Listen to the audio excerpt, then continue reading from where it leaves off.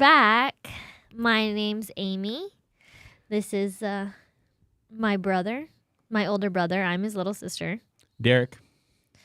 All right, and I wanted to go ahead and be the one to open today. This is our podcast where we make a time capsule for things we would like our kids to know in the event of our death. So yesterday I was driving down the road, nice and slow, but not slow enough, because accidentally, when I was driving, a dog ran out onto the road. And he unfortunately lost his life. I wanted to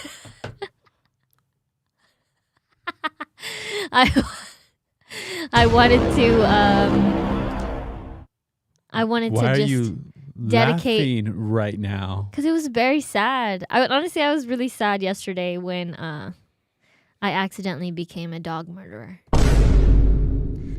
So I've hit a birds in the past and one raccoon, but this dog, that was a hard one. Yeah. So I just wanted to come on here and say that I'm sorry to that German Shepherd that is now dead. You answered my question about what kind of dog. Okay. Yeah. So then, what did you do? I called 311 and I turned around. I went around the block to see if maybe I would park behind it until 311 got there, but somebody grabbed it. Maybe it wasn't dead. I saw it laying down the road in my rear view mirror, though. Somebody grabbed it? It was on a main street. So it was on a main street. And Main Street? yeah, I was on a main street. And as I was driving... What does that mean, Main Street? It was like a As street a that has... neighborhood? Yeah, it has lights. And it was near Whataburger, So I know I ran it over and I could see it in the side mirror that it tried to get up, but then in my rear view mirror I saw that it laid down. But by the time I went around the block, it wasn't there anymore. So, oh man, all the people walking down the road at that moment in time, their faces looked very, very sad. Obviously I'm in the car, so I didn't see it happen, but I'm sure everybody else did, and it was very unfortunate. So. Did you cry? No, I didn't cry. I called Jeremy and I was like, oh my gosh, I just hit a dog. Was Khalil in the car with you? Yeah, Khalil's in the back seat, unfortunately. There is a trope that says that women are bad drivers. I'm not saying this is true at all. I'm just curious your perspective about it. Do you think another, maybe better equipped driver might have been able to better... There was no way to avoid hitting that dog. Absolutely no way. I mean, maybe if I was going 5 miles an hour, but I really wasn't even going that fast. See, what had happened was there was two cars coming the opposite way, and I guess the dog was looking only one way because as soon as those cars passed, he took off running. So or maybe he was already running and he just barely missed running into their cars. And I was passing them. So right when I passed them, he took off running. And it was already too late. It was already too late. And I didn't want to slam on my brakes or swerve out of the way because, there's pedestrians walking on the side of the road. I'm not just going to run over a human to avoid hitting a dog. Not trying to justify it or anything. Do you think there were... So then this main street... So pedestrians, how many people do you think were there? So if you would have swerved toward the pedestrians, how many would you have taken out to save the one dog? At least one. Maybe one two. For one? Yeah. But, I hit a dog, so I didn't have to call the police and, make a report or call an ambulance. Yeah. So I only had to call 311 and let them know. But by the time I got on the phone with 311, the dog was already gone. So then they were like, oh, well, we're not going to go over there if the dog's not there. So I was like, okay. But I also a little bit called them because I wasn't sure if I was supposed to call the police. Because it was, I don't know, it was just such a big dog. I just felt like What a like criminal. what's because you drive a big truck?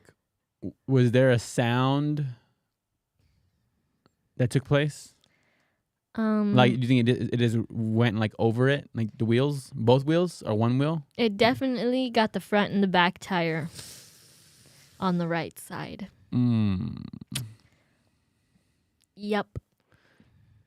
Was there a sound? I don't know. There was definitely a bump. Mm. Bump, bump, bump. Do you think you'll never listen to Reddits again in your car? No, I wasn't even listening to Reddits. Hmm. If you were, would you abstain from Reddits? No. I love Reddits. I'm obsessed. Okay. Mm. But yeah, I wasn't distracted or anything. I was just focused on driving. And it's like, I was like, oh, I was going to my aunt's house. So I was like, 10-minute drive. We're going to be right there. And then I hit the dog. So then you said you circled back around, and what happened on the circle back around? The dog was missing. And the girl, obviously some of the pedestrians were like, there she is. There's the dog murderer. And I was like, oh God, am I going to go to jail? Then I was like, I don't know if I should hang out around here or, I don't know. I don't know. You can't get a ticket for killing a dog, right? I mean, unless you're beating it. And it was just an accident. Yeah. Okay, so you turned around, you didn't see the dog, and you just said, all right, I guess I'm leaving? I asked 311. I said, the dog's not here anymore. I think somebody might have picked it up. And they said, okay, well, thanks for your time. If the dog was going to have a funeral service, would you have went? No, nobody would have wanted me there. I don't know. And it was a big dog, so I'm like, maybe it had an owner. Maybe its owner was chasing it. And maybe the owner saw it just die right there. And they picked it up right away. That's what Jeremy said. Would you have sent flowers to the funeral service? No. I would just pretend it never happened. Rough. Yeah, I have hit a person before. I think about the people that hit bops all the time. Like, how unfortunate to accidentally hit a person. Yeah. And I think that the one, I feel like it's less than 5, maybe over 1 or over the number of times I've hit animals. And More than 1, less than 5. Okay. And I remember one of them happening on 1604, which, if anybody's not in San Antonio, that's one of our major highways in the city of San Antonio. And I was going at such a speed of 50 or 60 miles an hour where I knew there was nothing I could responsibly do. But, it was like I'm driving to 60 and I see it race in front of me and I'm realizing there's nothing I can do but just go, and then boom. That's exactly what happened when I hit the dog. Yeah. But I've never hit a squirrel. That you know of. No, I've never hit a squirrel. I think that's too confident, but I've never hit a squirrel. That you know of. For sure. Of all the speeds you've ever gone, you don't think a squirrel could have went beneath your front tire and your back tire while you weren't really aware? Nope. See? Confidence like that, it would gets people in trouble. But whenever somebody's that confident, it makes me suspicious of their ability to be objective. Definitely probably at least 2 birds.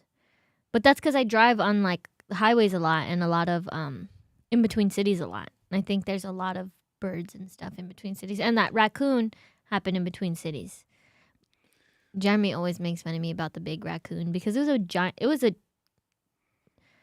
probably the size of 3 cats. This raccoon was. Then do you think that attending the funeral would have been worse than avoiding it? Yeah, I do. At least that's what I'd assume. Because I feel like it's rude. Like, oh, you murderer coming to the funeral? Do you think you would have been spotted even if you didn't go in the same vehicle? No, maybe. I mean, probably if the owner saw, because I did turn back around. Yeah. Maybe Hmm. they rushed it to the animal hospital. I don't know. Maybe it's not dead. Maybe I'm not a murderer. But I mean, it has severe crush injuries. Mm. Yeah. Very, very unfortunate. So, and how did you make a decision to talk about this the first thing on the pod about your murder? Because I don't know. I was thinking about it and I was like, man,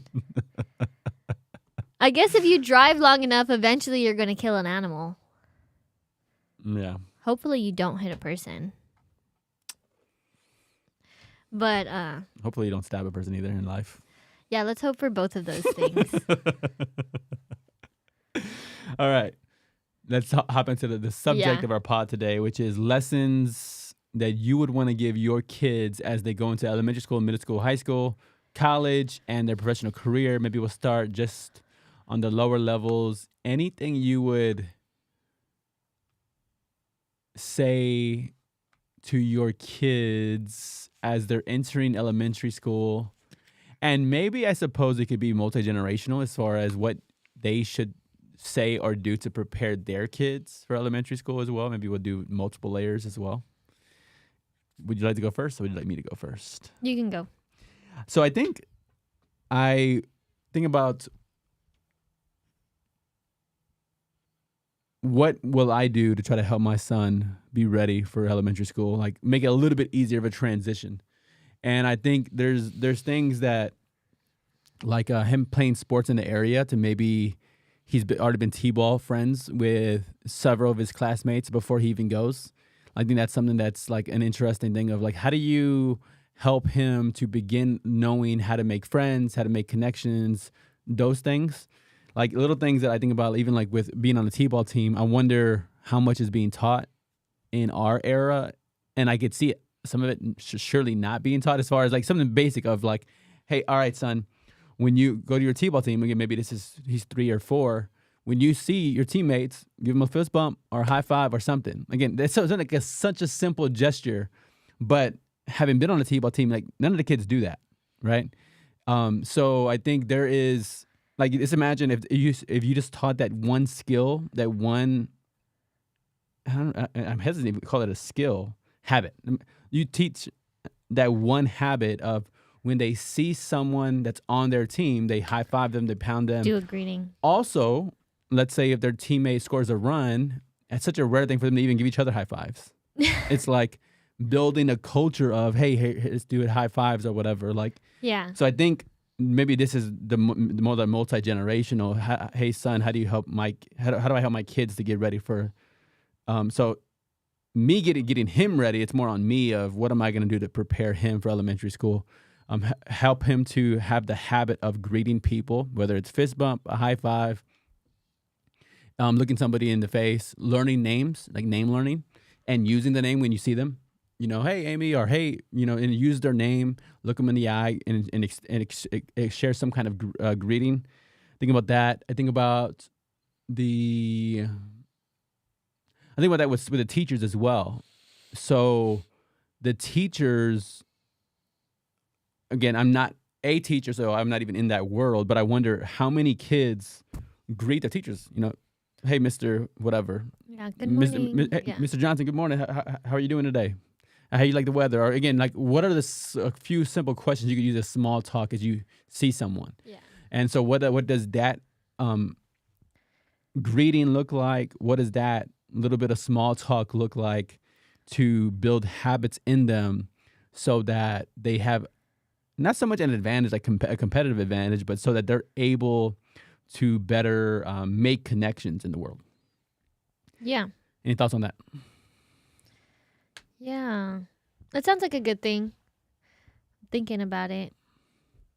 I mean, eventually people do start learning how to do that. I'd like to think about it like, because as time goes on, when you're in middle school, when you're in high school, I think it's more likely that you are doing those things, but yeah, like if you introduce them sooner, like how much of a difference it would actually make, or like I do know it would make an impression. It would definitely probably make Yes. an impression on your teachers, on your classmates, on even like, their parents to make a difference. I think that's a good thing. And in my head, even like the thought process I have around it is not even like, so there's the impression element, but more so I'm asking about, all right, what are some things, what are some skills or habits you could help teach your kids to help them not to face bullying in the same way? Like it's an odd but real question I'm asking, as far as going, okay, who is the bully less likely to target? You know Yeah. what I'm saying? Like, okay, so if he has a group of friends that are on the baseball team, and then the bully doesn't want to face somebody who already has friends. You know what Yeah. I'm saying? So I think that skill, I think when I'm thinking about how to prepare them for elementary school, I would want to prepare them to not be bullied. I also think about like this idea of martial arts training. Yeah. Like, not, of course, that I want them to use it, Yeah. but the idea of them being prepared. And learning self-discipline in yourself, because I think that's what I think, like teaching your children to, like do boxing or MMA, like stuff like that. It teaches you discipline to not let words so much bother you. Yeah. Yes. I have yes, thought yes. about that.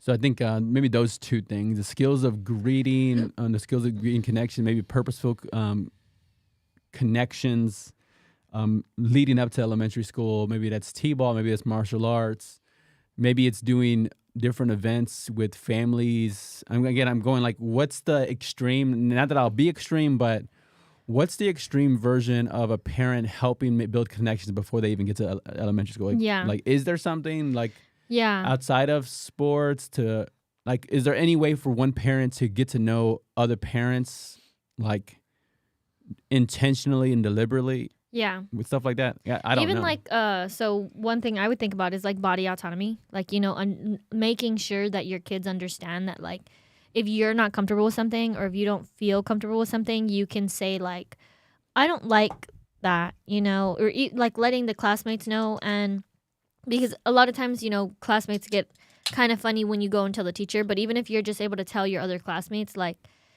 I don't like that you're coming and taking my crayon. I would really like it if you'd stop doing that, Yeah. rather than having to tell the teacher, like, hey, miss, obviously, yes, tell the teacher, but like, I think being able to stand up for yourself, that keeps you from being an easy target also. I think it's a lot easier to bully someone who's not going to do anything back. So I think, teaching your children that they can openly express when they're not feeling comfortable with something, or say like, I don't really want to, as my friend, or, letting them know, just because somebody's bothering you, just because they're doing something that you don't like, doesn't mean you have to automatically say, oh, you're never going to be my friend again, I hate you. You can say like, I'm really uncomfortable with the way that you're acting right now, and I'd like it to just not talk to you the rest of the day. And Yeah. teaching them those things from like a young age, I think would help them to, one, not do anything that ends up blowing up their friendships, because I think it's a lot more respectable to be able to give yourself space rather than automatically like attacking somebody else. And it gives them time to think about what they've done to make you feel that way. Yeah. Yes. And yes, makes them more yes. comfortable to let you know, like, if you're telling somebody, hey, this that you're doing is making me uncomfortable, it's easier for someone else to then come and tell you the same thing, I like that. Yeah. I like that one, that awareness of body autonomy. The other one is because I guess there's versions of bullying or teasing that happen at any spot. I would like this, again, the skill of, and the word gets a lot of press in our day and age as far as inclusion, but I think about that concept in a social situation of like friends. So I don't know what elementary school like cafeterias look like. Like, is there assigned seating, or they sit wherever, or like what's the, I think you sit by class. That's the way, like, I think I remember. even in that though? Like, so these two tables are your class, but is it a free for all? Like you said, wherever you want within those two tables. Yeah, well, that's what I assumed. That's what I think how it was when I was in elementary. If I'm really trying to use my memory cells in my Yeah. brain. So then it's like teaching again. So now it's a skill of observing who doesn't have somebody to sit with. Yeah. Or doesn't have a group or whatever, and then like looping the excluded person to be included. Yeah. Or I guess there's the classic, oh, somebody drops their tray and then everybody laughs or claps or whatever it is, like the goofy things that kids do. Yeah. And then it's like, okay, like what's People still do that now as adults. where or When as a server, like anytime you're walking with food, if you accidentally drop something, the whole restaurant goes, "Hey!" You've never seen that? Or I guess it's I don't know. maybe it's more of the type of environment. I guess if it's more sports environment. Yeah, Yeah. but I think I've seen it happen like in other restaurants too. Like somebody accidentally drops something and they're like, "Hey!" Like I don't know. Like I think maybe even at like Olive Garden, like Well, yeah, I think about what is. But yeah. And of course, all of these things make you think about yourself, make me think about myself. I say, how do I interface with situations like that? Like, and I Yeah. think it's like, hey, if that happens, son, like, get up and pick up the milk, Help out, or yeah. help pick up the tray. Hey, you doing all right? You okay? Yep. Um, Like and to to help be someone. somebody instead of being like, hey, I'm point and laugh, but hey, I'm gonna get up and actually go try to help. So I think there's like this counter. Or even like encouraging other people, like, "Hey, let's go help him pick up his Yeah. tray." Yeah. Like me and my friends. Yeah. But it's hard to think about those situations and make those decisions in that moment. I think sometimes people are super shy and they're not willing to then, embarrass themselves also. Right. But I think again there's where like the conditional training as far as like you're helping the kids to know what to do in different situations so that they once they arrive in that, if we're talking about operant conditioning, it's the stimuli is, hey, this happens, and the condition is how they respond. Yeah. So it's more of like I think about like training, and maybe it's debriefing too. It's like talking to the kids after school, and hey, this happened, and it's like, okay, what did you do? Okay, what are some options of what you could have done in that situation, and having conversations about them about their day, about how to navigate some of those situations. Yeah. Yeah. What else? Anything else on elementary? Oh, having encouraging your kids to be able to have not only private conversations with you, but private conversations with the teachers. Because, even if your child, let's say, even if Kalal and Kylo, y'all are not the ones being the bullies, but if you see something happening, how people always say, if you see something, say something. And I think it's super hard for kids to be comfortable saying something when you don't ever get private time alone with a teacher. So being okay with asking hey, can I talk to you about something, off to the side, being comfortable having conversations with adults, because I do know that I recently saw a story about parents who went to go eat with their child at lunch at the cafeteria. And when they're eating with their child, they look they're next to a class who's all bullying one child. And then the teacher comes over because she sees them causing a ruckus, and then all the kids are saying that it's the one child that's being bullied, that she's being disruptive and being ugly. And so obviously the teacher's don't be doing that, and then the little girl's really suffering now. She's getting it from the teacher, she's getting it from the classmates. And they made a post saying, if this is your daughter, she's struggling and, nobody's helping her. So it's as one of the other kids also, if you're not going to be able to stand up and say something later on, to be able to pull the teacher aside and say hey, she really wasn't doing anything, really everybody else is being mean to her. Or even just, making it a point to have those conversations with children, asking your own kids, like me making sure to ask Kalel and Kylo making sure to ask their own kids, like, do you ever see, like, any bullying going on? Do you even, asking them these questions straight out so that you can know and let the teachers know. Yeah. Yeah. Yes, I like that. It's I guess what I also think about it too is like, there are these examples that maybe media shows us, which is like showing this, maybe it's the abuser will abuse the kid, and then there's a threat to the kid of, hey, if you tell anybody, and it's a threat of like even like the family, hey, I'll kill your whatever parents, Yeah. something very, very extreme like that. I think about like what's the antidote to my kid not being able to be intimidated about my livelihood or life.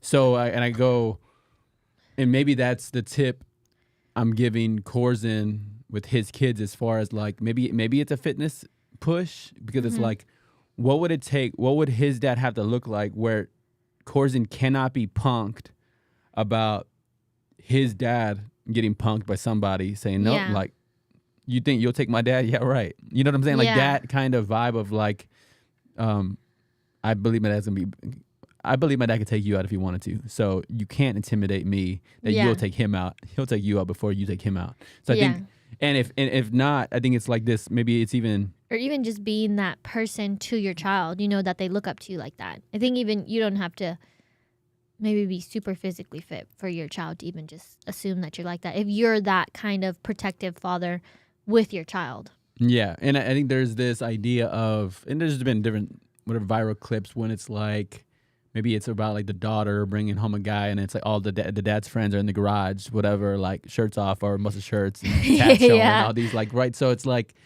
even that going, oh, my dad, him and his friends, like, put me completely at ease that nobody's gonna be able to intimidate him or his friends, because he has too many connections. He has too many people that care about him and care about me to allow something like this to happen. Yeah. To be intimidated by somebody. So I think there's that. Like, so maybe it's not only a fitness thing, but it's also when your child thinks about you and your circle, is there a sense of security going, oh, hey, now my dad has a lot of backup, and he knows people who are dangerous people. Yeah. That's why, again, I think the benefit of having friends outside of your well-behaved Christian people versus people outside of that you like to reach, but you haven't reached yet, that are still living a little wild. I think there's a benefit to having friends like that too. Speaking of that too, like making sure your children understand that everybody lies, because I feel like so many times when people say things to children like will believe things, automatically believe anything anybody says, but making it known to your child, like, everybody's human, everybody can lie, everybody can make mistakes, and those lies can cause bigger problems. So if somebody's telling you something and they're saying, you have a feeling or you feel like it's so crazy out there, it might be because it's not true. And having them understand that letting somebody think you believe that they're telling the truth is fine, but if you question somebody or you don't believe what they say, you're always supposed to come and ask somebody else. Like if somebody says, like you said, like, oh, like if you do anything, I'm gonna kill your family, and then let your child know that if somebody says something like that, you let them know that let them think that you believe them, but understand that if you don't. Like, that sounds extreme. If you think that might not be true, you come and ask anybody else. Like, oh, could somebody, or even, you can ask hypothetically, oh, like, could somebody kill you if I tell you something, or like if I tell on them, asking those questions, being comfortable, like understanding that if somebody says something, it doesn't necessarily mean it's true. Yeah. I think, like, you don't want your child to be like questioning every single thing that's going on. Like, the teacher says 2 + 2 is 4, and then they're like, but how? Why? But like, it's not the end of the world for them to want to make sure that they're getting the truth. And I think that that's important too, for them to understand, like, hey, if I am curious about something, I need to ask a question. Yeah. Yes, I think that element. I think it's interesting too, which is I think the last maybe year or two, it's been something I mentioned on the last pod. I guess we haven't posted, so not that anybody knows, but you and me. But one idea that's been sold, and I think I've bought for years, which is like truth and honesty are like the most important values, like on this idea, like never lie, never um deceit. And then, not that I'm like a proponent of lying now, but it's like this idea of in what context would a misdirection be better than a very clear, transparent truth? So somebody says somebody let's say somebody teaching, and that's a hard thing to teach somebody. Like teaching adults nuance is difficult, but teaching kids, I'm like, how do you like that? I know that's a really hard thing to teach, like circumstantial things to change the rules in different situations. So when is a misdirection better than a truth? For example, if somebody's threatened, say, hey, like somebody tells you, like this the classic of promise that you won't tell anybody, Yeah. and you make the promise, but then they tell you whatever, they killed somebody or hurt somebody or abused somebody, and it's like, nope, like that promise, now I need to go ahead and break that promise Yeah. to stand up for somebody who's being abused. Yep. Or bring something to light or bring something to the truth.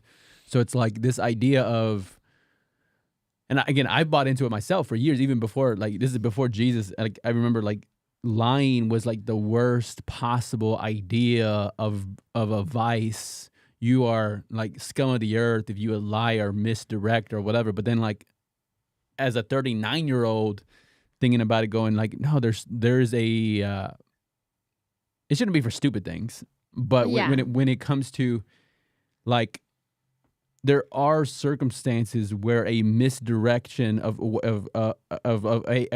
won't, if somebody's trying to bully you and say you can't tell anybody, and then you misdirect them to let them believe that you won't tell anybody, but then you actually go do. So like my son, again, when it comes to bullying or abuse or problems like that, if you misdirect them to make them think that, for your own, again, this is safety, Yeah. you misdirect them, but then ultimately tell the truth, Yeah. then there is a value in misdirection or lying or deception, Mm-hmm. which I feel like I wouldn't have been able to even comprehend maybe 5 years ago. It's almost like tell the truth at all costs and face whatever the problems are. Mm-hmm. But I think there's a utility in misdirection. Yeah. Yes. Any thoughts No, I'm thinking about it. for the recovering liar among us? I told you about the dog. But yeah, no, that's pretty much all I think my thoughts are. For as far as like for kids in elementary, it's so hard because, they're so little and you don't want them to be doing anything wrong Yeah. or hurting anybody. Yeah.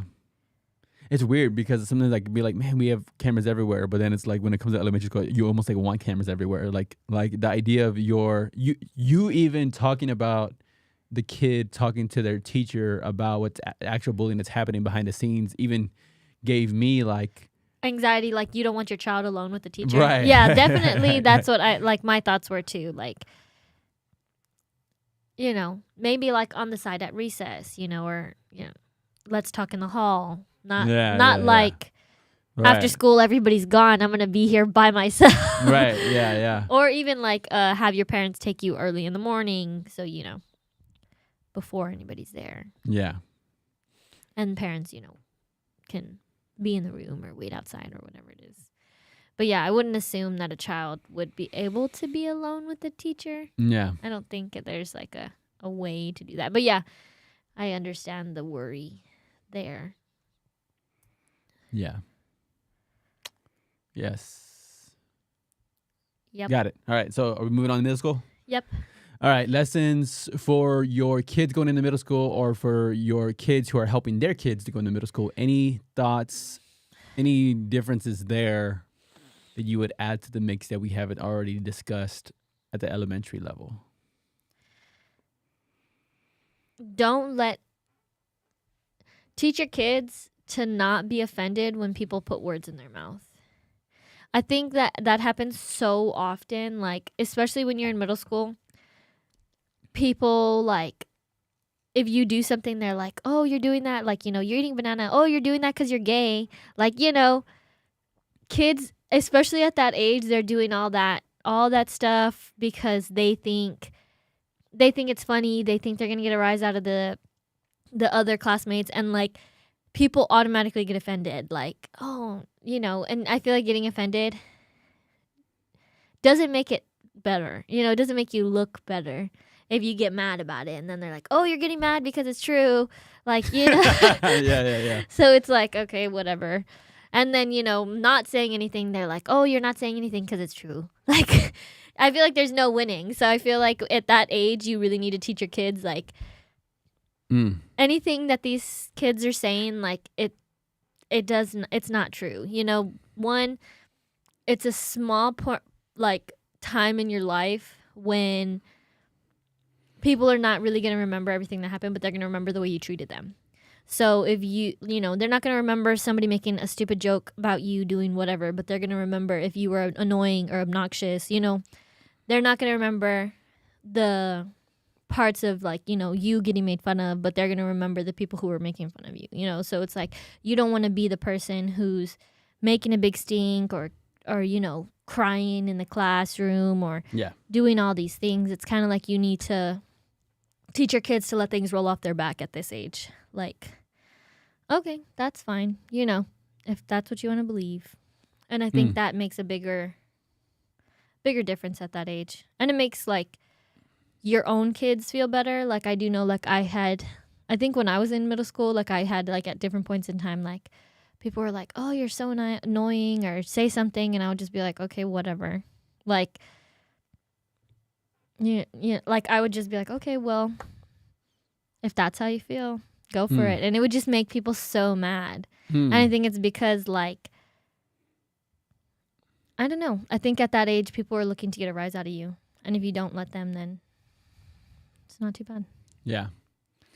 Yes, I think you're right. I think the concept is the utility, the usefulness of stoicism. And it's like being stoic, non-emotional, non-responsive, and processing something, I think, is really helpful. In most things, again, I think it's hard for a child to understand it, but most things aren't going to be remembered by anybody anyway. Yeah. And it feels super big, like at this point in time, like it feels intense, but it's not that intense. Yeah. Yeah. Also, like, yeah, be kind. But I think the best course of action in that situation is just not to say anything. If you feel some type of way about something, just don't say anything. Everything's gonna be all right. Yeah. I'm trying to think what else in middle school. 6th, 7th, 8th grade. I feel like you probably had like a great time in middle school, no? You didn't have a fun time? Tell me your impression of why you think that. And then I don't maybe it's cuz I don't know if it's Jared who has said it before, like, "Oh, like I liked middle school," or something like that. Or maybe it's Jared who said it, but I don't know if I've heard you say that. But I think one of y'all two was like, "Oh, middle school wasn't that bad at all." in contrast, because your experience wasn't good. No, I hated middle school. Oh, then it's right. And I think I've heard that from you. You've talked about this idea, like how middle school is so hard and difficult or whatever. Yeah, I've talked about wanting to let my kids go to elementary, homeschool them for middle school, and then send them back to high school. Because of your experience. Because of my experiences, yeah. It's because I feel like kids are young enough that they think they can get away with like being like talking, like speaking rude and ugly, but they're old enough that like you remember it and it hurts your feelings. It does make you think about like how many people had experience like that. How many people had experience like me or Jetty? And I think like that those years, the things that people say about you, if you can't let them go, it affects like your self-esteem when you get into high school. So I think like that's what makes me super worried, that I don't want like words that are put into like, poured into my child at that age to then, make them feel like they are, whatever kids call them, that they are annoying or that they are stupid or, fat or whatever. And then, they go into high school and then that's how they feel about themselves. And then, especially if they stay with the same people that they went to middle school with, then it's like, really, you could get stuck inside that mold and then, Hmm. then, the way that people talked about you in middle school follows you the rest of your life. That's such a sad way to think about like seeds, toxic seeds planted And I inside of feel you. like at that point in time, like at that age, you're so like easily influenced or like so open to hearing people things like what they're saying. So I think that I do know that it was like hard for me because obviously like I went to a high school where it wasn't the same like Yeah. people that I went to middle school with. So it was hard for me to like, oh, I guess I'm not as annoying as everybody said I was, or I guess I'm not as as like skinny as everybody says I was. There's lots of skinny people over here. And it was like this whole process of me being like, oh, I guess I'm just like everybody else. I'm not ugly or whatever. Yeah. All these things, and yeah. So I think it took me, and honestly, I don't know if I would have been able to break the ideas about myself if I stayed around the same people going into high school. Interesting. Yeah. So you remember stuff still? Yeah. Well, not so much because honestly, I really, really, really try not to ever think about middle school, right? So, but I do remember like, yeah, some things I did not like. I remember one time I was like pantsed in like gym and I was like mortified and it's like, ugh, super bad. Yeah. And like pants by one of the girls who was like, oh, like one of my friends. Yeah. So I was like, okay, that's embarrassing. And then like like later on, like I guess I don't know if like the football team had just got off or like maybe the boys class was passing by the gym at that moment in time, and like one of the guys would like see me later on and be like, oh, like that time you got pantsed, like, oh, and I saw like your underwear or whatever, and it's like, oh, that stuff's so like embarrassing. Nowadays I'm like, whatever. Yeah. Nowadays I don't care and I'm really like, whatever. But Yeah, you could like kill somebody for doing that. but yeah, like it was like something that at that point in time really like if I was comfortable with myself and I was comfortable like with like my body and myself, like really it probably wouldn't have bothered me as much. But at that time it's like the worst thing ever. Like I think about it now and it's like really I could have just, yeah, it would have been embarrassing, but I could have just like let it roll off my back, not let it be a big deal. Or even just let my friends know like, hey, I really didn't like that you did that. But it's like I didn't say anything to my friends. I didn't say anything to the guy. I didn't say anything to anybody. Yeah. And it's like I would hate for that to be my kid. Yeah.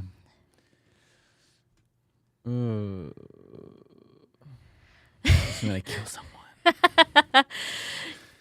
someone. Yeah, that's rough. It makes me go like, hey, how do you avoid that? You just tie your pants really tight. That's what I Like, do do. girls even have things that tie their stuff tight? Like, I don't even know how girls' clothing works. Boys' clothing. I remember a friend of mine went through that, and unfortunately for him, I guess when he got pants in high school, it pulled down his drawers as well, so he was fully exposed. I wasn't there. I didn't see it, but I was told about it. And it's like anything. It goes around high school, and people talk about like, oh yeah, this happened, and now people are talking about whatever his wiener. So Yeah. what's going on? Like And then you go, what's the solution? What's the How solution? do Like, you how do avoid you, that? yeah. Yeah. How do you like help that? Like, it's so intense. Do we wear suspenders all day under our clothes? 4 layers deep. But yeah. Yeah, I remember there was I guess you guys had a thing in middle school, which was like, I guess it was like Slap Ass Friday or something like that. Oh yeah. And I remember there was Bobby, I guess Bobby's what, 1 year older than you? He's a year older than me. Yeah. So then I think somebody, I think the story, if I remember correctly, he was getting mad at somebody who I guess smacked you, and then he was getting mad at them or like trying to punk them or something, and then then he turned around and you were over here trying to smack other people. So it was like, I guess she's playing into it and along. So it's like, how can I really get mad at this person if she's over here committing the same? And it's like stuff like that too. It's like, like, again, it's one thing when it's maybe I'm overly sensitive to a boy hitting a girl's behind, but when it comes to boys and boys, I'm like, it's almost like whatever. But then like boys and girls, that's where like, yeah, I'd be getting crazy mad. Yeah. Yeah. I forgot about that until, blocked memories, repressed memories. Yeah. Yeah. Yeah. It's like, what do you even? Okay, so if what is the right advice? So let's say you're in that situation, your pop's parents. What do you tell him? He was doing the right thing, but then feels like he's like out of place because she's over here doing the same thing to other guys or whatever. Well, yeah, he just needs to tell that to all the guys so that nobody wants to play with her anymore. Yeah. But yeah. Man, I guess it's hard to have a sister. I know. Yeah. Yeah, but yeah, I think about it. Crazy. But, this all goes into why I love my husband so much. Cuz we met when we were both in middle school. Yeah. And he was really nice to me, which is part of the reason I was obsessed with him. And then going into high school, I was like, oh, it's not just this guy likes me because and nobody else likes me. It's like he likes me because I'm actually a cool person, Explain that. So like I met Jeremy when I was in middle school, Yeah. and I was still around a bunch of people who'd known me, 3 years. Yeah. So it was like I was thinking that I was ugly, that I was annoying, that I was all these things, and then I met Jeremy, and Jeremy was like, he liked me, and I was like, what the, like, this guy likes me, and that's so weird. And then when I got to high school, like other people liked me too, like not only just like girls, but like, I was getting attention from guys. Yeah. And it was like, oh, it's not just that this guy likes me and he's the only guy that's ever going to like me and that's it. It's like, oh, I'm actually not that bad of a person. But I love Jeremy because obviously he was the first one first person who ever Yeah. liked me. And then here we are 10 years later, if not longer, married. Second baby on the way. Amen. Yes. There's a lot of other stuff in between there, but we've known each other for a long time. Do I have anything else for middle school? I don't think I have anything else. Do you have anything else for middle school? No. All right. High school. High school. Listen twice as much as you speak. Definitely. How come? Man, I feel like you're so opinionated. By the time you get to high school, you're like, think you know everything. And you really don't. I don't know everything now. But I think, yeah, listen twice as much as you speak. And don't do anything. Don't do anything. Don't date anyone from your school. Like if you're going to date someone, just date someone from another school. And because of what? Your reasoning? Just because it just causes problems. Like it just, it just is weird. It causes problems with, people seeing you in the halls, and then when you break up, it's like this whole big old thing, and then everybody's all up in your business because you're there every single day. Like, just, and then you're like, it's like your whole life, like your personal life and your school life is all intertwined. So then it's like everybody sees your dirty laundry all out in the open. If you're all heartbroken or whatever, like, keep it at home. But if you can't do something at home, you should not be doing it at school under the stairs. Okay.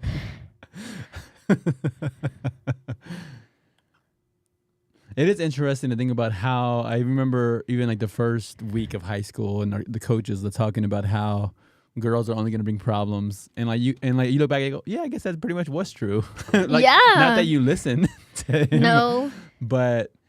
And you can date girls, just date girls from other schools. Wait, so what does that solve? That at the very least, if y'all break up, it's nobody else's business. And you look more mysterious that way. Okay, so in this breakup, so this is a non-social. So then, do you think people? I guess we could ask our family members this. Do people even post about their relationship on social now? When they're in high school? Or middle school, I guess. Yeah. They do? Yeah. Okay. Yeah, for sure. But then if they broke up, wouldn't it still be public? Yeah, I know, but it wouldn't be like you have to see them every day. Oh, see the person you broke up with. Yeah. Yeah. I definitely think you should be able to get a clean break from a breakup person. I suppose the only solution to that would be switch schools, start homeschooling. It's kind of embarrassing. Yeah, so date outside of your circle. circle. I guess the bad thing too is like if the other person moves on quickly, then it's like also very public. It's like all in your face. Yeah. Also, don't date so many people. Like, no, just try not to do it at all. But don't date because I do remember there was some people who would like always have a different girlfriend, and you would see them like not that they even went to school with you, like they would date people from other schools, but they would always have a different girlfriend. And it's like, okay, just because you're getting a clean break doesn't mean you just need to start up again with someone else. And 2 months feels like 6 months when you're in high school, so really like it's not 6 months. 6 months is 6 months. So just because it's been 2 months of we've been talking for 2 months, it's only been 2 months. That's that's not a long time. That's funny. I'm trying to see if I have anything for high school. I feel like I did. And yes, back to my whole, if you can't do it at home, you shouldn't be doing it at school. If your parents are not okay with you doing it at home, then you shouldn't be doing it at school. All the it's. Yes.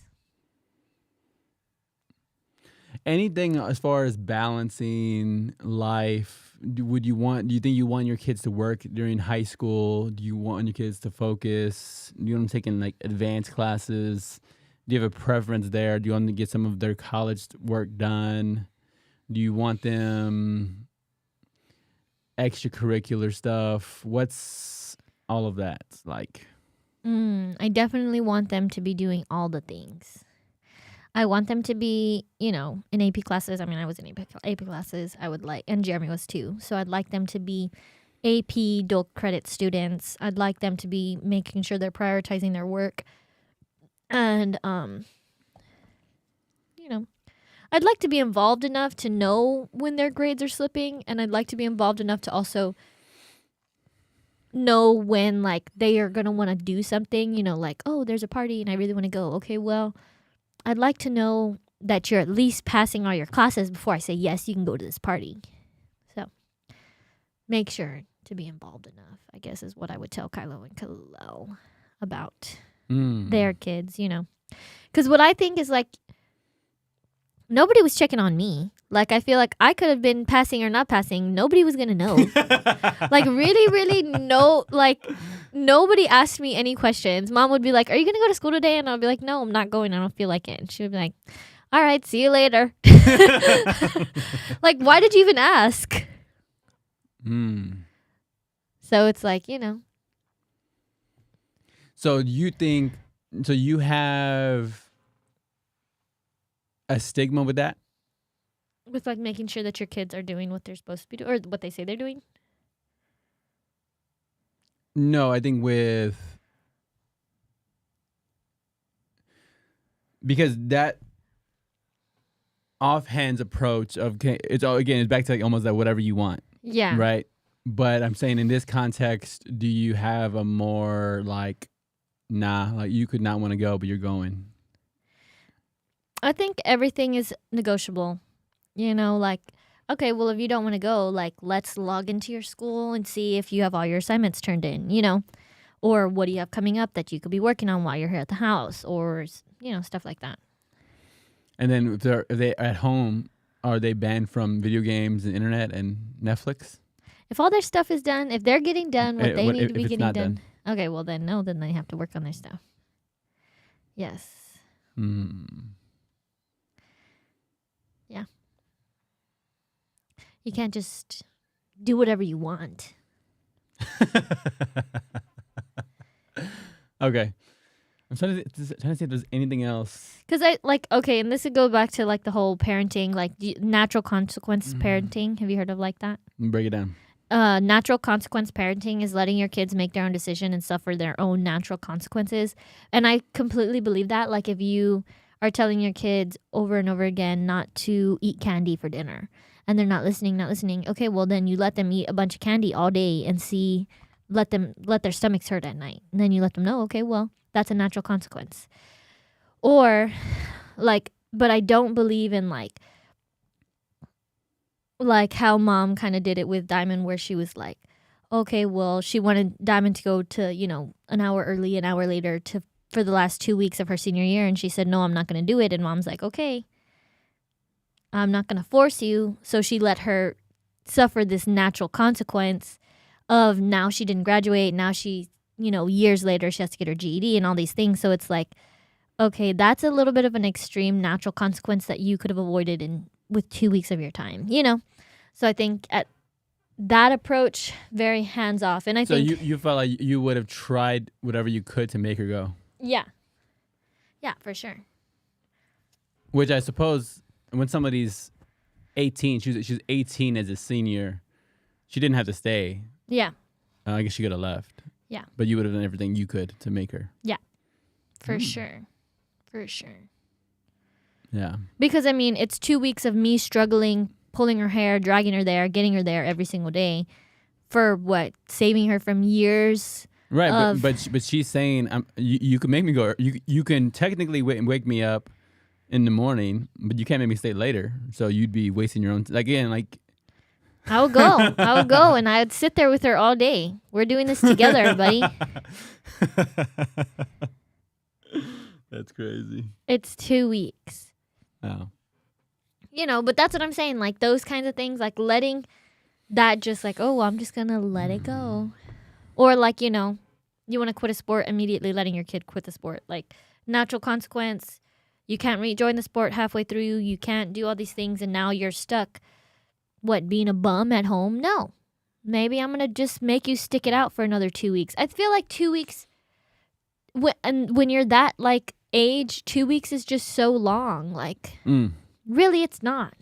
Let me change something over here real quick. I just remembered that we got this kind of visual. Why does everything look tiny on there? All right, whatever. But yeah, I feel like 2 weeks is so long when you're that age. You really just have to drill it into your kids' heads like, okay. I remember that's what mom told me when I first was going to go to high school. I told her that I didn't want to go because I wasn't going to know anybody. And she told me that if I went just to go for the first 2 weeks, she said, just stick it out for the first 2 weeks. And if you don't like it, you don't have to go anymore. But I did end up liking it. So it's like, you know, you give yourself 2 weeks is so much time for you to think about something. thoroughly rather than immediately making the decision that you don't want to do it anymore and then feeling so passionate like I know I'm not going to regret this. Like you don't know anything at that age. You don't know that you're going to regret it. You don't know that you're not going to regret it. You don't know really until you do it and then years later you're like, why did I do that? Like I was being a dumbbell. And I think about it too. But, would I have felt different if I waited a little while? Possibly. Yeah. So, we'll see. Thoughts? Ideas? Be patient. If you feel some type of way, wait at least a week and a half before you make any detrimental quitting this forever decisions. Did you quit anything? Yeah. I messed up like a lot of things. I quit like when I think I quit one time like being a cheerleader like halfway through the year. So then it was like I couldn't do it anymore. And then it was like, oh, I'm kind of bored now. I don't have anything to do. But you wouldn't have quit. Looking back, you wish you wouldn't have quit? Yeah, I wish I would have like stuck it out.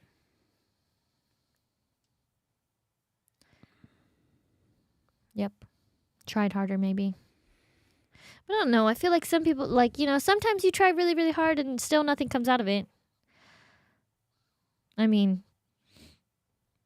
try harder on what? What do you mean try harder? Like academically or like trying to like, let's say if I would have tried harder as like a cheerleader, like, I mean, I was a good cheerleader, but like if I would have wanted to go to college to be a cheerleader, like tried harder to do that or, all of those things, like it really could have been something that I did and it would have just, like I'm already 24, like it would have been over by now, Yeah. But actually, I think I've had fun. But yeah.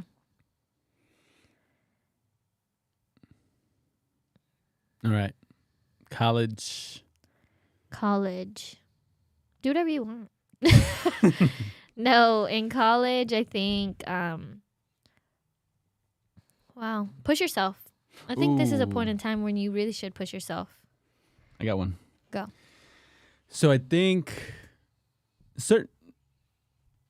everybody, responds to breakups differently. I think the breakup advice, and it applies to high school and college. And I don't know how much influence I'll be able to have on my kids with it, but I think I'm just going to do my part to try to help them. There's a biblical concept of like when David was on the run for his life, the scripture says that Jonathan, his friend, helped him find strength in God.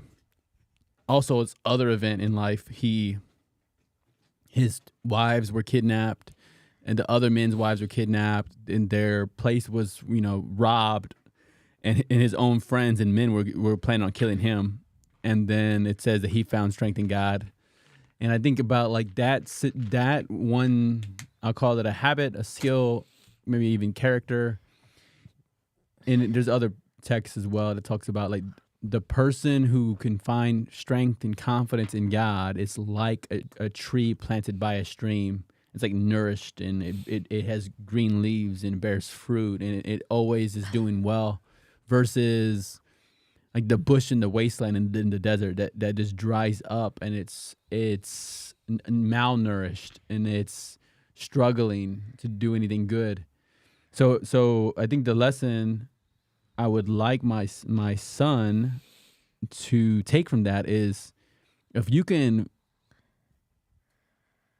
find strength in God, not in circumstance or not in a girlfriend, not even a wife, this idea that like my perspective even at this point is it's so normalized to put so much emphasis, like to put confidence, strength, security, maybe even peace and joy in a relationship.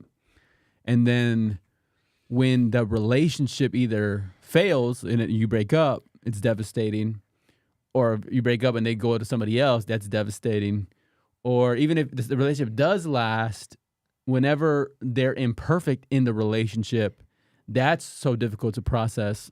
So it's not any of those things. It's just a matter of, can you build a habit of putting your strength in God, not in person, so that whatever circumstance you might face in life, you're already you're prepared. Hey, I know where my joy is. It's in God. I know where my peace is. It's in God. I know where my security is. It's in God. I know where my identity is. It's in God. I know where my confidence, my strength. I know where all of that is. That doesn't have to ever change. I don't ever have to be on a roller coaster of uncertainty with where my confidence and strength is. So I think that's something that's something I would have known earlier. Like, I can endure any breakup.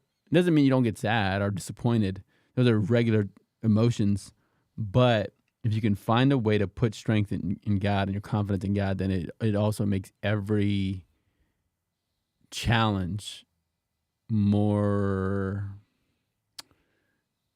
easily manageable. It's so much more manageable when you can put your strength in God. Amen. um, yeah. I'm trying to think about it too, because like when I think about the kind of person that Jeremy was like in high school and like in college, like he's so like anti like social, like not really into things. I'm thinking about it like, okay, if Kylo or Kalel, one of them, or both of them end up just like Jeremy, really what is my advice going to be? My advice would definitely probably be more along the lines of make sure that you understand like regular adult things, like understand the way that your credit works, because at this point in time they're able to build credit. They might be taking out student loans. They might be getting approached by people who, are saying like, oh, you can get this student credit card and all these things. So making sure that they understand those things at the very least going on, because now that you're an adult, you're making those decisions, and those are things that are gonna, if you mess up your credit score at 18, that that doesn't fall off for 7 years. So Yeah. by the time it, you're 25 and you're still paying off the debts from 7 years ago. So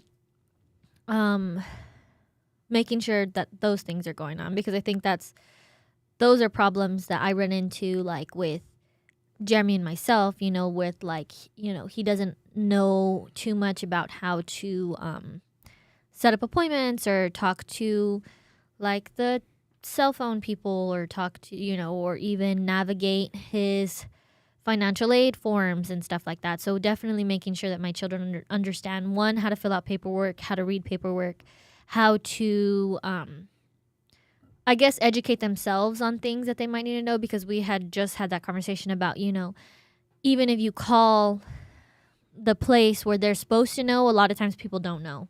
Yeah. And understanding that like everybody's doing a job, so you can call the college's financial aid officers and they still kind of don't know what they're doing either.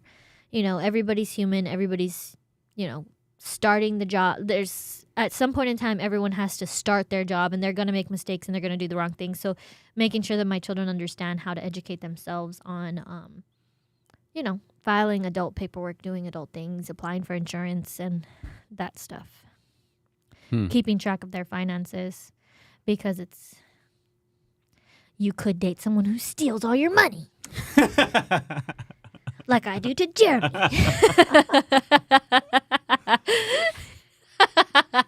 I do think about stuff like that. Like, what skills do you want your kids to have as they go to college? Oh yeah, and especially if you live like out of state, like they have to be able to set up their own doctor's appointments. Mm-hmm. Yeah.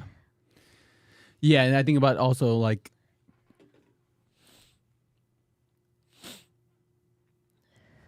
again, the skill of cooking meals. Like, will they have that again? And even like time blocking and being able to. That's going to be a really important skill that I want my kids to have, is to understand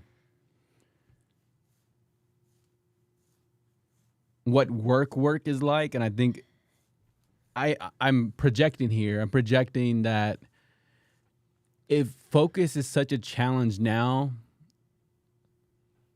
that focus will only get more challenging as the videos get better and the content is sharper and the viral videos like grab your attention more than ever as we move forward in life. Yeah. But the skill of being able to put all of the Electronics.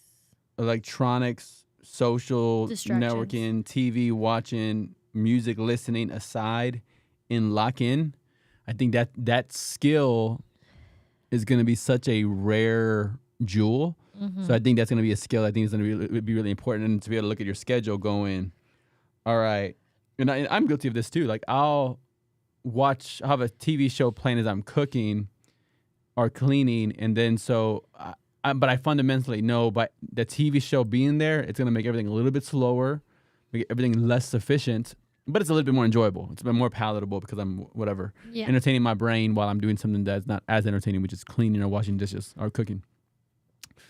But all of that to say is I think the skill of time blocking is going to be ever more relevant. And the better they are at that, the more of a competitive advantage they'll have compared to their peers. And then also with meals, the nutritional advantage that may not be as you may not be able to see it as much at the college age. You can almost eat anything and kind of look similar to your peers. Yeah. But eventually, at the end, again, the habit of thinking through how you eat and getting enough protein and eating and preparing meals to be able to last you. I'm trying to think if they're a student athlete, they don't have time. They're going to the hall. What's it called? The Cafeteria? No. food hall, something hall. Dining hall? Dining hall. Yeah, That's the word. that's what it is. Yeah, the dining hall.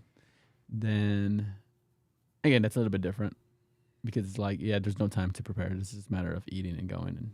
Yeah. But it's still, again, it falls into the category of time blocking. But maybe that's the skill of looking into the professional life is eventually you won't have a dining hall. Yeah. And depending on how they're doing financially, eating out can be overly expensive to not get the nutrition that they'd actually want in their meals. Yeah. Yeah.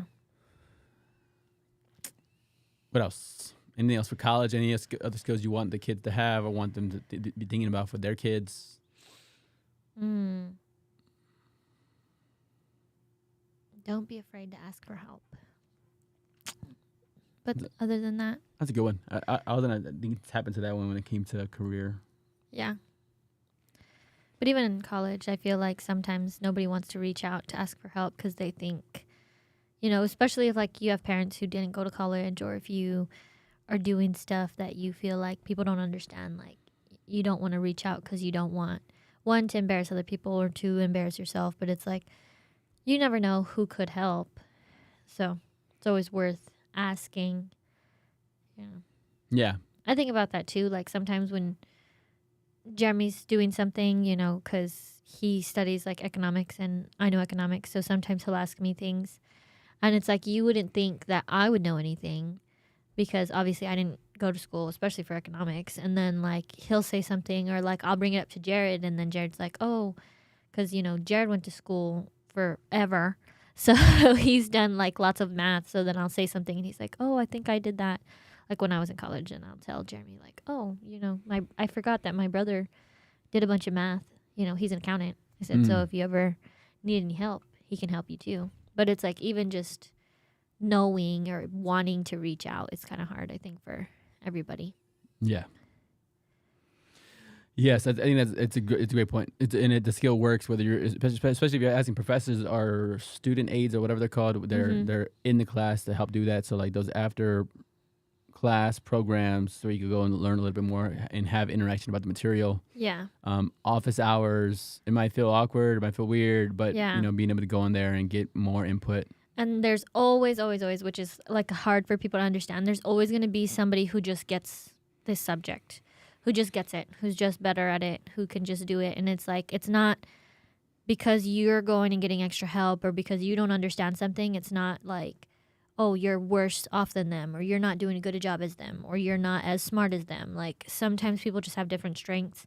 And for you to be able to understand like, okay, this person is phenomenal at math.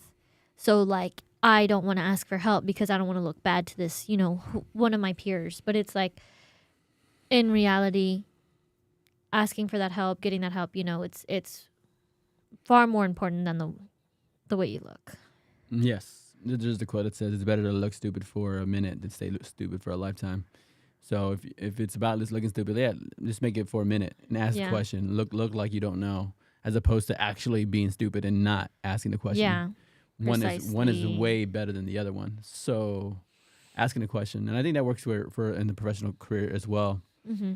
And it's asking. I think there's a number of questions you could ask about the position. Not that people even have the answer, but are people getting promoted in the position if you're looking to grow with the company?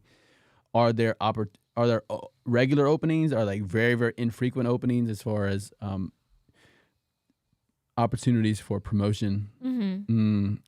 And then so it's like if you're with a company that never ever promotes anybody from within, or they don't even have other positions to even grow into, you could ask them if they'll create a position for you, or you might just be at a company that's not really growing in that direction. Yeah. So Going into career. yeah, anything there? For career? Yeah. Ooh. Um Things that make you look good and like just in general. Whenever you're going to apply for a job, it for companies, it does look good if you're trying to stay somewhere for a long time. So like when you're going to apply for a job, you want them to understand like, okay, this person wants to be here, they're going to stick it out, they're going to be here for the long haul, they're going to understand the business, we're going to be able to rely on them. You want to look reliable to any employer that you're potentially going to work for. So, and I know it sounds super basic, like for me to just be saying that, but so many people don't understand. Like, and they'll go in and say, oh, I'm looking for just a job for a year and then I'm going to travel Europe for a little while and then I'll come back, and it's like, okay, you're being honest, but in reality, that doesn't make you a good candidate or a good, it doesn't make you look good at all for an employer who's trying to find somebody who's going to be reliable. Yeah. So, doing whatever you can to make sure that you are seen as a reliable, dependable, honest person upon your first interview makes a big difference. And then when you have the job, understanding that when you're doing something, if you do it well and you're doing a good job, you should always be getting paid what you're worth. And that means like not only communicating, but being willing to put in the work. So, asking like, okay, I'm going to work for you and I'm going to work at the rate that you're offering me, but I do believe that I'm going to be a better worker and I believe that I'll be able to show you that. So I think in 6 months, if, or let's say 3 months, in 3 months, if you see that my work is doing really well, I'd like us to sit down and discuss a salary bump later on, and being able to negotiate and actually feeling confident that you are going to be a consistent worker, that you are going to be doing a good job, that you are going to be there and you're going to be able to put your money where your mouth is. And I think that's such a big thing that as an employee, if you do a good job and you're willing to put in the work for it, that you're able to say that and be getting paid what you're worth. So yeah, it is interesting to like think through the position as well. Naturally, I've been in a call center before in a management position, having employees like again try to come in and ask for is like on what merits? On what merits, and also like what are you willing to do for me? Not really? Even there's an element of like scarce skills and scarce positions. So this idea of when you think about how easily you can be replaced, call center position, and they're taking payments over the phones, they're adding coverage and removing coverages. It's not a very scarce skill. Of ultimately, it's like almost like taking orders and processing those orders. It's not the most scarce skill. It's probably a lower frontline skill. Mm-hmm. So the more basic the skill is, the less leverage you would have in asking for a pay bump. So in other words, so an employee can come and say, hey, if you don't give me a raise, I'm quitting. And it's like, one, I don't have a lever where I'm pulling. Oh yeah, pull pay the bump. lever and now you got your raise. Two, the reason that money's not there is because if they do threaten to go, it's like really next week we'll have your position filled. Like Yeah. it's not scarce enough. Now, once you continue to develop your skills, and it's like, oh wow, if let's say a person is selling product for the company, and let's say they're selling $300,000 worth of product, and they're making $75,000, and it's like, oh wow, you're actually bringing in 225,000 more than I even pay you. Yeah. So then if they're saying, hey, they're gonna leave, it's like, oh snap, if they left, You would now be negative the 225,000. right. And so then that skill, it can be quantified as far as how much value they're bringing to the company. Mm-hmm. And then now you can look at that. Okay, hey, that person who says, hey, I want a 33% pay rate, I want to go from 75 to 100K, and understanding what they bring into the company. But a person who does not have that skill of bringing in significantly more than they're making, it's difficult for them to justify it. So Yeah. like, it's an interesting amount of like, I've had people come up to me, give the whole speech like of why they deserve the raise, but the position just isn't built like that. Yeah. So it's kind of, you got to think through what kind of Unless position it there's is some too. magical way that they're doing the calls for 10 people. Right, and they're not. Yeah. And like in certain companies that you have a rating system, and like you have like whether it's a 5, typically a lot of the years that I was in it, there was a 5-part rating system. Eventually it moves like to a 3. Like again, you're a 3, a 2, or a 1. 2's average, 3's better than average, 1's below average. And the idea though is like to even have a discussion about a bonus or raise without being a 3, it's ridiculously stupid. It's like, oh, I'm average or not. I'm not exceptional, but I want more money. It's like, well, a lot of other people are more deserving than you are. Yeah. So I think the question I would ask somebody, if they're in a role, can you even, with your skills and your effort, can you get to the highest rating of a 3 or a 5? And some people, I think they have to answer the question honestly, and it might not be yes. Yeah. Okay, well, if every position is evaluating like that, you have to think, can you work your way to get to a 3 or a 5? If you don't, you'll never have the leverage you would want for bonus, raise, or even promotion. But even like when in my role, when I went from whatever, a frontline representative to a supervisor, it was on the heels of, hey, I got a 5 rating, which I had the best rating I possibly could get. So now I realized I have a year to ride that rating and try to get another role. And Yeah. again, I was able to do that. But had I got a 3 rating or even a 4 rating, I don't think I would have been able to get the next role. Yeah. But What else? Anything else on this one? career, I don't think so. I think also whatever you decide to do, you do have to think it through. So just make sure you enjoy it. Think that's it. All right. Shall we bring it in for our weekly parable? Yeah. I need to think of mine. I had one. I have one ready. All right. We'll go to you first then. Okay. So, this is a story about the snake in the barn. So, I actually just heard it on TV the other day. So, it's about a snake that goes into a barn, and as it's slithering around looking for a chicken, it accidentally cuts itself on a chainsaw. So, when it does that, it gets mad and it goes back and it snaps at the chainsaw, which cuts its mouth.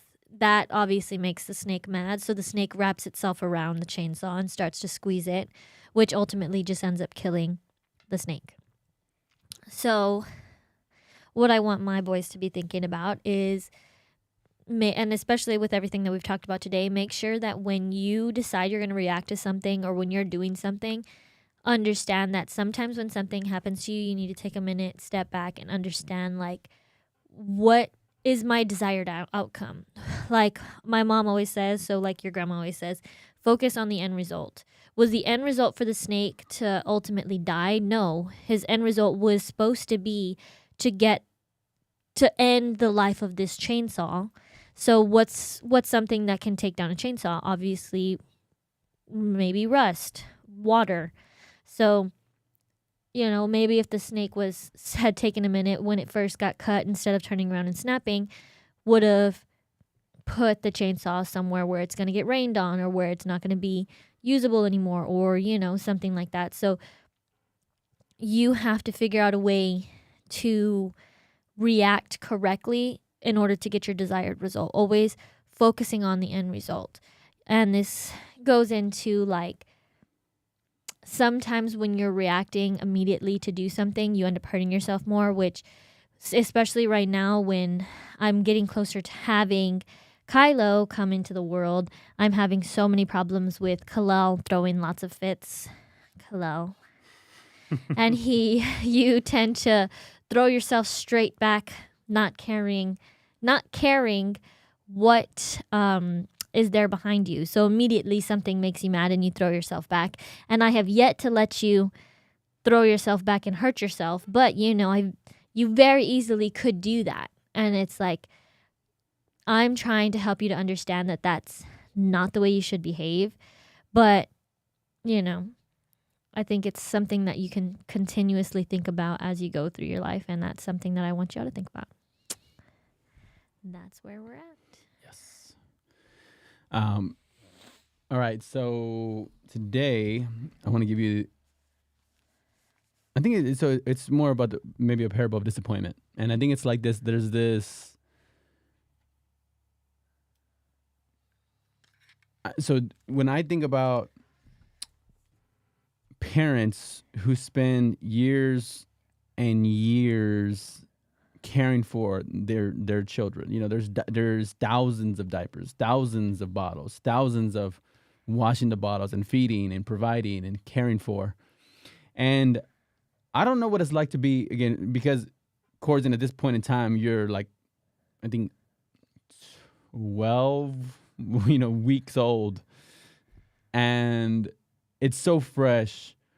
But I've been imagining what a parent, maybe of a 14-year-old, and the 14-year-old, rebelling as 14-year-olds do, and the parent has to go through maybe some form of disappointment of like, wow, like I did all of these things for you for all of these years, and then to have my child rebel against, it's such a difficult thing to process. So anyway, I'm saying all that now for you later, even if you have a kid as well, is like you're gonna change thousands of diapers, thousands of feedings, thousands of picking up, thousands of hours sacrificed of your own sleep, but to navigate that, what the proverb in the Bible says, hope deferred makes the heart sick.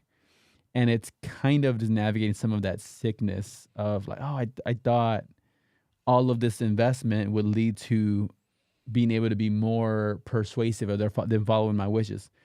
But I think it's a normal part of life.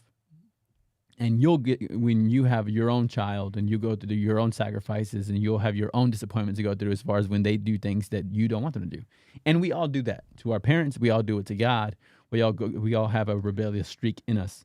So, anyway, if you look back on this and you see this video and you go, oh, like dad or even mom are having a hard time as you go through a rebellious phase, I do want to remind you, it's challenging having your child do something you don't want them to do when you've done so much for them to help them and love them and care for them already.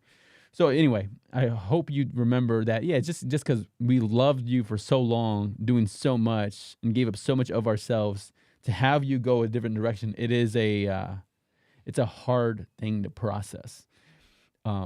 And it's me projecting, and I mean also speaking for other parents who've talked about how it's so difficult watching your kids go astray when all of your advice would have said go right and they went left, or all of your advice would have said go north but they went south.